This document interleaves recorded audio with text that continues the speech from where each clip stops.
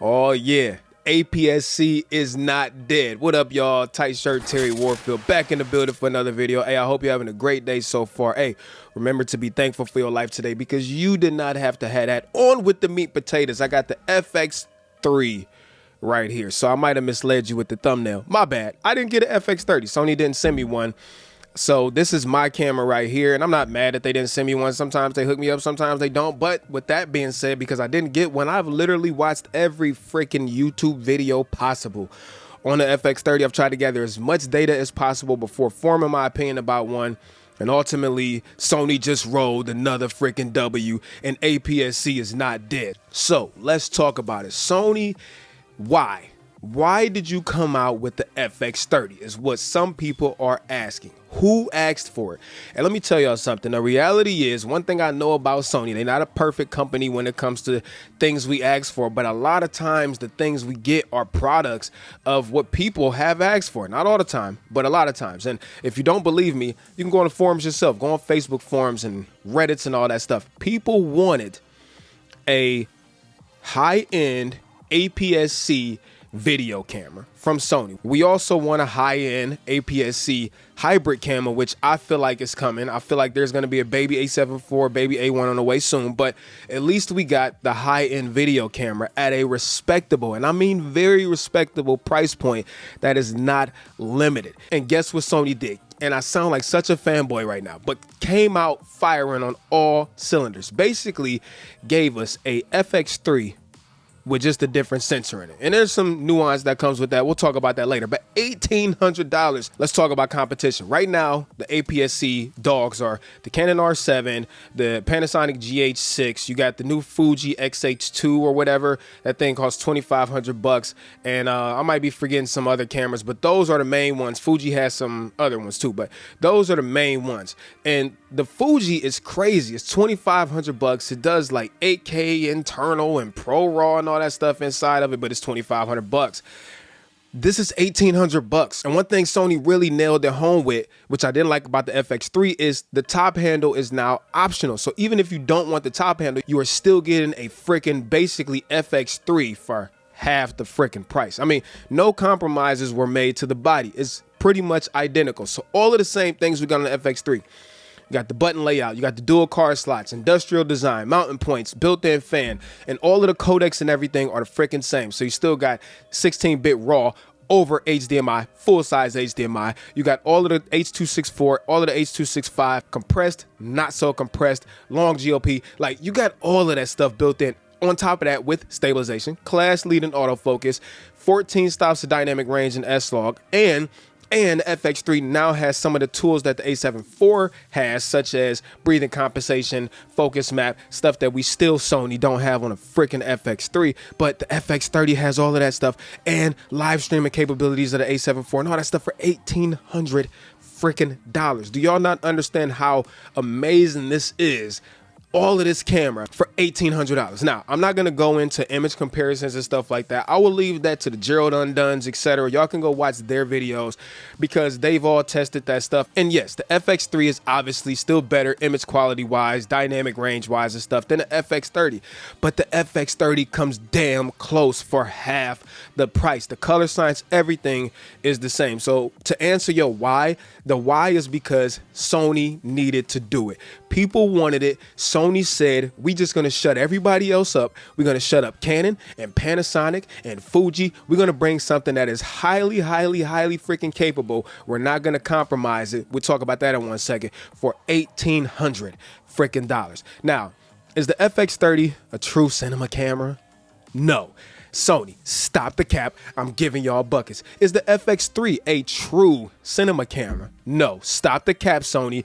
It is not. And the reason I say it's not is there's just things, in my opinion, software related, that there's no excuse for. Things like we don't have shutter angle. We don't have true 23.98.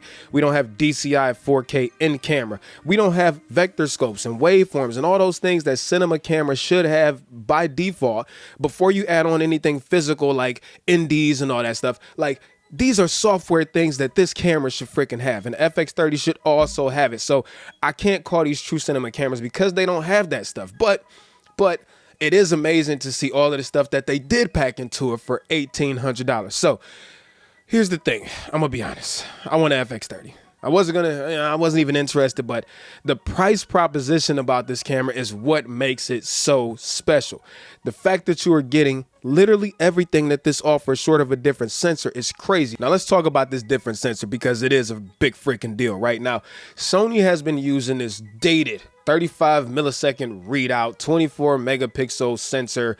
That's decent for photography, but not so good for video for forever. So it's amazing to see them come out with a new 26 megapixel BSI sensor that is actually fast, that can actually handle higher data rates, faster readouts and stuff like that. So 26 megapixels on a camera that's a video camera, basically a 4K video camera, basically means that there's got to be some downsampling, oversampling, whatever you want to call it. So again, I won't go into image comparisons, but the FX30 is slightly sharper than the FX3, only slightly. But the other thing that's really different is because it's a crop sensor, yeah, you're going to have to deal with a way different field of view, and the light advantage that full frame offers, you're going to have to compensate for going with an FX30. Not impossible, not a big deal. Could you use a speed booster? Probably, possibly, I don't know.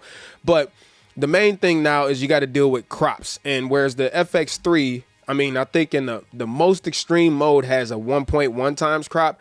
On the FX30, you got to deal with 4K 120 having a it might be a 1.6 times crop, and things like that. So you do have to deal with higher crop factors and higher crops for the higher data rates when it comes to the FX30. But again, for $1,800 freaking dollars, like what more could you ask for? I will gladly take all of those things to have everything that I can get in the FX3 for half the price. And it's not like the sensor in the FX30 is bad. It is really, really good. It's still got dual base ISO 800 and 2500.